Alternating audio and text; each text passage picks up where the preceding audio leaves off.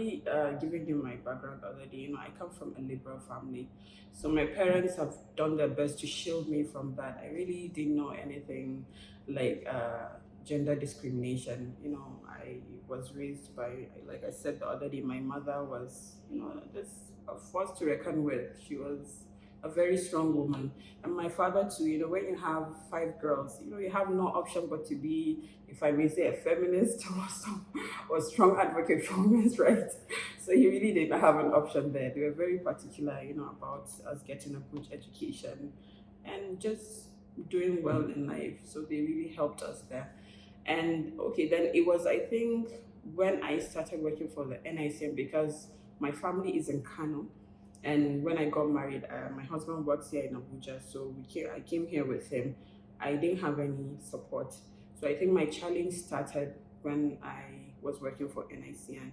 I had my firstborn when I had my firstborn before I started working for NICN. Then my two sons actually before I started working for NICN. I was pregnant when I joined them. So what I realized was that there was just no support. There was no crutch, nothing. So what I struggled with was, just that work-life balance. I felt like I was being punished for being pregnant, just having kids, because there was no crutch, and the payment was so bad. So I could not even afford to take my child to crutch, and they would not allow us to bring a child within the premises. Yes. So I didn't know what to do with my baby. I had a baby, and where do I take them? Do I just keep them at home with a house help, who I can't trust? So that was really a challenging period for me. It was because of that experience actually that I decided to just have my kids back to back and just be done with it, so that I'll be able to focus on my career. And that was what I did. All my three kids, I had them back to back.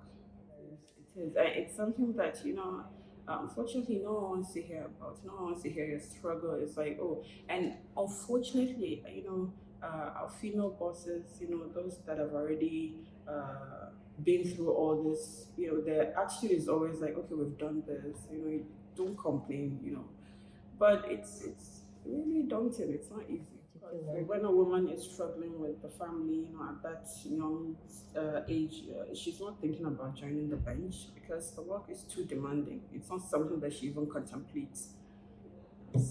Maybe because, in my own case, I think I decided to give it a try because my last born is 5 years now. So I thought maybe, it's something I can manage.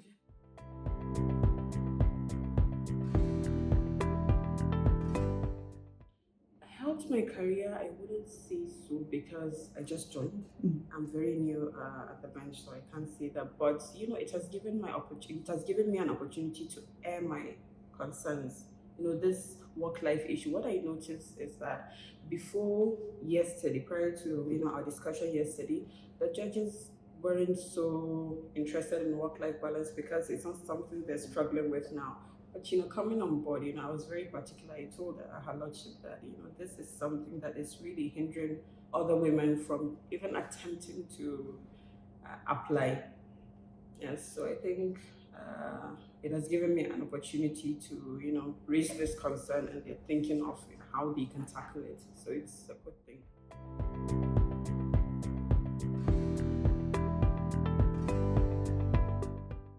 Any improvement?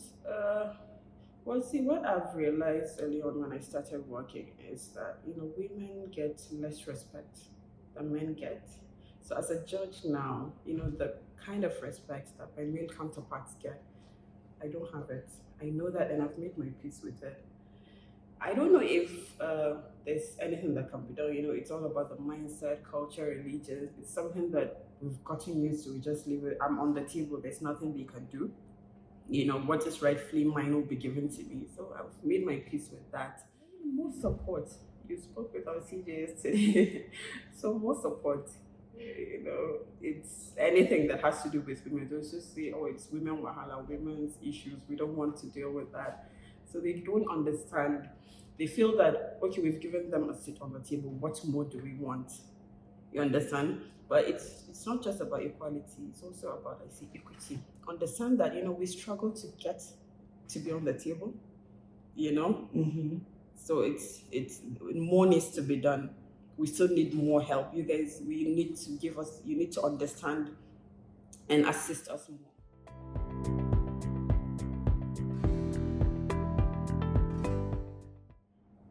With my appointment, I've seen some of my friends are making efforts to apply. They've seen that it's possible. So what I would tell women is, nothing is impossible, it's doable. There'll always be challenges in life, but I've heard several times during our conversations, women, we multitask, we're good at multitasking. So we can do it. It's just a change in the mindset. What I know for sure is because I lived in the North, Kano as cosmopolitan as it is, but there's always this disproportionate importance given to marriage. I'll still go back to that. It's always, we raise up our girl child, just inculcating the belief that, she's to grow up and get married, like that's the end of life. But I'm lucky I didn't grow up in such kind of family. I think we need a rethink. This has to stop, especially with the rate of divorce, with a lot of challenges, marital challenges. Marriage is not everything. We can do that, and there'll still be so many, and to still be other things, to do other things. Children will not stop us. Marriage will not stop us. So I think that's it.